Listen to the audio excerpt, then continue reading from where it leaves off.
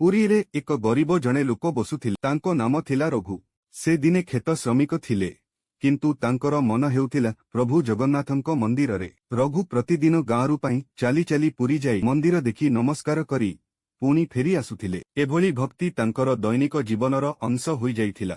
ଏକ ଦିନ ବହୁତ ବର୍ଷ ପରେ ସେ ଭାବିଲେ, ପ୍ରଭୁ, ଆପଣଙ୍କ ପାଇଁ ମୁଁ କିଛି ମଧୁର ପ୍ରସାଦ ରନ୍ଧିବି। ସେ ମାଛ ଛାଡ଼ି ଦିଆଯିବା ସହ ବେଗୁନ, ଆଳୁ ଓ ଖେସାରୀ ଡାଲର ଏକ ଖାସ ଖିଚୁଡ଼ି ରନ୍ଧିଥିଲେ। ଏହି ପ୍ରସାଦ ଉଠାଇ ଗଲେ ମନ୍ଦିର। ଏଠି ବାହାର ଖାଦ୍ୟ ଆଣି ଦେବାକୁ ନିଷେଧ। ତୁମର ପ୍ରସାଦ ଗ୍ରହଣ ହେବ ନାହିଁ। ପ୍ରଭୁ ଦୁଃଖିତ ହେଲେ। ସେ ମନ୍ଦିର ପଛ ଓଡ଼ିଆ ଗଛ ତଳେ ବସି ପ୍ରଭୁଙ୍କୁ ଦେଖି କହିଲେ, ପ୍ରଭୁ, ମୋ ଭାବନା ନିଜେ ଜାଣିଛନ୍ତି। ଆପଣ ଚାହିଁଲେ ଆସି ଖାଇପାରିବେ। ସେ ଖିଚୁଡ଼ି ରଖି ଘରକୁ ଚାଲିଗଲେ।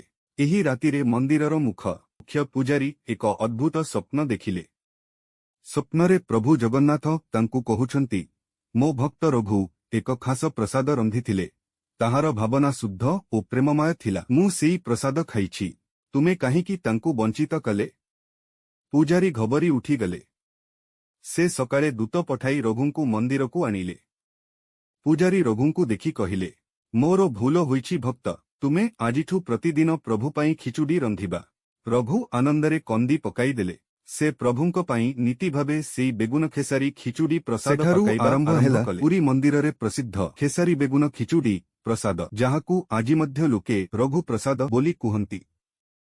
ଶିକ୍ଷା, ଯେଉଁଥିରେ ଭାବନା ଶୁଦ୍ଧ, ଭକ୍ତି ଖଟି, ସେଠି ପ୍ରଭୁ ନିଜେ ଆସିଥାନ୍ତି। ତାଙ୍କୁ ଆଡମ୍ବର ନୁହେଁ, ଦିଲ୍ର ପ୍ରେମ ଲାଗିଥାଏ। ଜୟ ଜଗନ୍ନାଥ।